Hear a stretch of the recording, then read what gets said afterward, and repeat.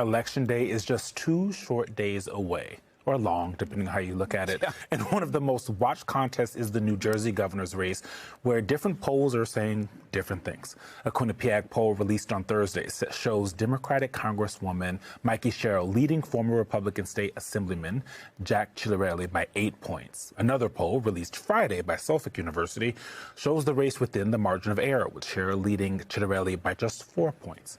Another major election to watch, the Virginia governor's race, where former Democratic Congresswoman Abigail Spanberger leads Republican Lieutenant Governor Winsome Earl Sears by 14 points, according to a YouGov poll released on Tuesday. Lots of numbers for you today.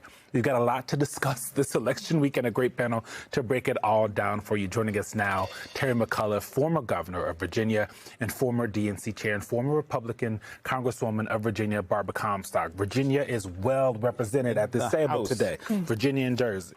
I want to start with this new NBC polling of Trump approval. It just came out about 30 minutes ago.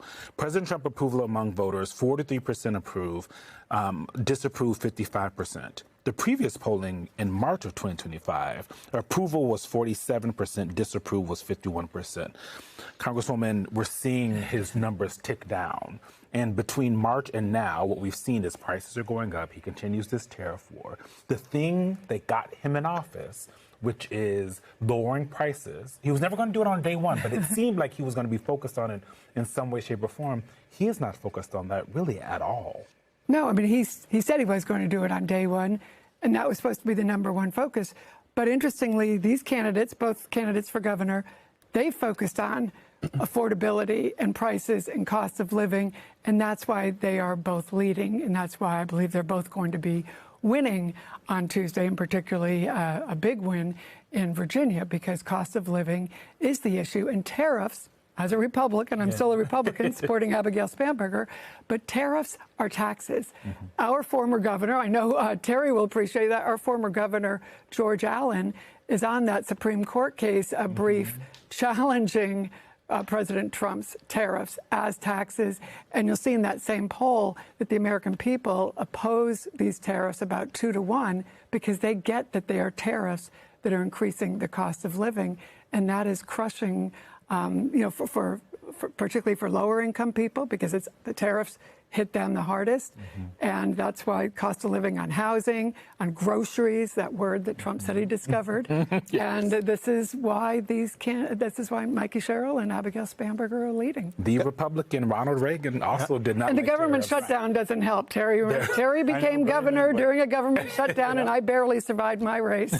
well, then, Governor, Chairman, talk about the impact of the current government shutdown. Is that playing a role?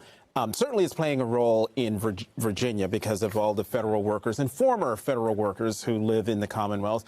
But is it also playing a role in the New Jersey governor's race, do you think? Sure. It is playing in both states, much more so Virginia. We have 500,000 federal workers in the Commonwealth of Virginia, so it's having a much bigger impact. But listen, we're going to have a great election on Tuesday. I agree we're going to win both governors.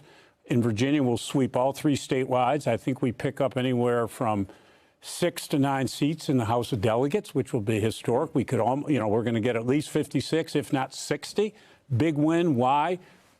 Trump underwater by 13 points in Virginia today. Cost of living is up. We've had the DOGE cuts, which affect Virginia more than any other state in America. We've got the SNAP benefits going away, a government shutdown, federal contractors being cut. So Trump has done nothing but hurt Virginia and hurt Virginia families, and that's why you're going to see folks come out in a record year. Historical fact, 48 straight years in Virginia, 48 straight years, the party that wins the White House, the next year the other party wins the governor's mansion. Only one man in 48 years broke that. Take a guess. Is he sitting right here? Right here with you. Little history for you. And it was during a government shutdown. So this government shutdown, which by Tuesday will be the longest, and I guess by Wednesday will be the longest in history, is also in these 2 states that are 3-time Trump loser states, adding the government shutdown. Well, I noticed you're both bullish on Spanberger's chances in Virginia. Understandably, you're both from Virginia, but I'm a little bit of a Debbie Downer here when it comes to New Jersey, my home state of New Jersey. We showed the two polls where Mikey Sherrill is leading. But, Chairman, am I wrong to be as concerned as I am looking at the New Jersey map from the 2024 presidential election and viewing that as a bit of rough seas, bad, gale force winds, whatever the metaphor is, for Mikey Sherrill in her race to become the next governor of New Jersey? You both say she's going to win, but how confident are you that she's going to win? I'm confident. I think she's 4 to 6 points, I'd say, today. Great resume, U.S. Naval Academy, fighter pilot, great resume for New Jersey. It's a tougher state, even though it's a state that has 600,000 more people than Virginia has. It's tighter. In 21, I ended up getting 300,000 more votes than the candidate for governor in New Jersey. We're a smaller state. I think it's a tighter state. It's more purple, and she's going to win. But this is the best year Democrats could have. If you're going to run for office, this is the year to be on the ballot because of Trump, because of the DOJ cuts, because of the government shutdown. People are sick of it, and people can't afford their groceries today. People are upset. 40 million people without SNAP benefits coming up this weekend. And in Virginia, tens of thousands of people, about 300 to 400,000, will see their health care premiums go up in the next month. That is a recipe for disaster, and it all goes to Trump. I want to talk about the Obama of it all, because now we have seen him recalibrate his strategy to be disengaged, or at least less engaged with elections. And we're seeing wild, reckless, and irresponsible statements. It is dangerous and damaging, and it is a potential precursor of what's to come, to try to attack the elections in California, which are safe, secure, they're reliable, they're accurate. And so it's very dangerous. This comes from a president, of course, who in 2020 tried to ask the Secretary of State of Georgia for more votes so we can win the election. A judge found that he participated in an insurrection to overturn an election. So we have to see the context here. He's also attacked vote by mail because Vladimir Putin, that champion of democracy, told him that he should get rid of vote by mail in his country. And he's issued executive orders undermining the right to vote that we've had to block in court. And he's weaponized government like the DOJ to go after his political enemies. So we have to see the context. We can't be naive. His Truth Social post that you showed, prejudging based on no facts with a wild and reckless and irresponsible accusation is very dangerous. I mean, this is a guy who lost to Ted Cruz in Iowa in 2016 and said that that it was stolen.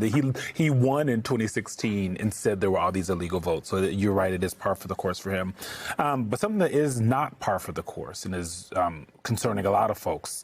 I want to get your reaction to it. This is from the Wall Street Journal from Wednesday.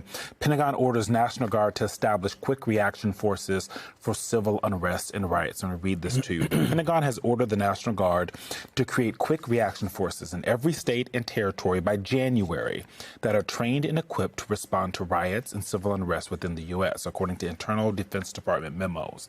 The riot control units are a major shift for the Pentagon, underscoring the Trump administration's push to directly involve the military in responding to protests and other domestic missions that have been off limits except in emergencies. What's your reaction to the President of the United States and the Defense Department creating a force that it seems like a military force that will be used against American citizens simply doing the thing that they are told they're allowed to do, which is exercise their First Amendment rights? Yeah, I mean, that unfortunately is more of the same as well, although a very dangerous escalation. This is an administration that manufactures and invents the facts that are convenient to them that they believe will justify the thing they already want to do, which is to deploy the National Guard and the military into American cities. Two pieces of bad news for Trump in this upcoming election. The early results we've been seeing is a lot of early voting results have been bad for Republicans. If you look at like where people are voting, that's bad. Right now, we never know 100%, right? But like, let's say hypothetically, you're running in a district or you're running in a state for a statewide office, and traditionally Democratic areas are experiencing higher than normal early voting totals. You don't know how those people voted, but you know like the polling stations in those areas have been busier than in red areas. Typically, that's a bad sign for the Republicans, right? Like in that sense. Early voters are also most likely to be Democrats. And if early voting is up, that means Democratic turnout is up, enthusiasm is up, things like that. But also just the polling indicates real trouble for Trump. The polling indicates real trouble. That ultimately they don't trust him. They don't trust him in the GOP. And they don't even trust him necessarily on some of the key economic questions. That's what's really bad. Republicans usually dominate the economic question, right? Again, they never deserve to, or they almost never deserve to. Because history has shown, data has shown that the Democratic presidents have been better at running the economy than Republicans, right? But the voters don't listen to logic always, right? And in that sense, if Republicans aren't dominating that question, they're in trouble. Because even in again, I said this, even in bad times, even when Trump lost in 2020, his numbers on the economy were still decent. People said, okay, this guy's actually okay at the economy, even in 2020. They said he was okay at the economy, but he's just too much of a disaster at everything else. He's got to go. And this time, he's lost even that economic question. He doesn't even have that now. And so this is bad. And finally, states at the local level or whatnot are looking for Trump shenanigans. They're looking for what Trump and his MAGA goons, his thugs might cook up. Violence, corruption. They are ready. They are ready because they saw what happened with J6. And I think that Democrats are responding at the local level to stop any Trump shenanigans that might try to subvert democracy. And that's bad news if you're a fascist.